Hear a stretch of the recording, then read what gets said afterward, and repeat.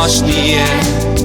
Sie streitet sich fast nie. Der kleine Has Bobby und Max der Dachs und Foxy der freche Fuchs.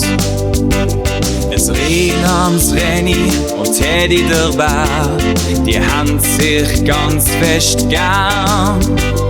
In der ganz, ganz besonderen Welt, da leben alle Tierli in grosser Harmonie. In grosser Harmonie. So unterschiedlich sie auch sind, sie streiten sich fast nie. Sie streiten sich fast nie. Die alte Eule, wo alles weiss, der Rab, wo Ordnung macht.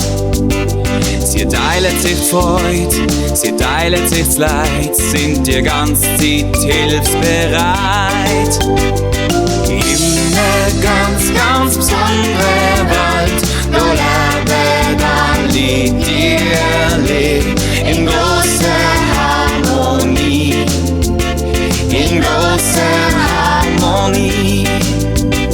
So unterschiedlich sie auch sind, sie streiten sich fast nie. Sie streiten sich fast nie.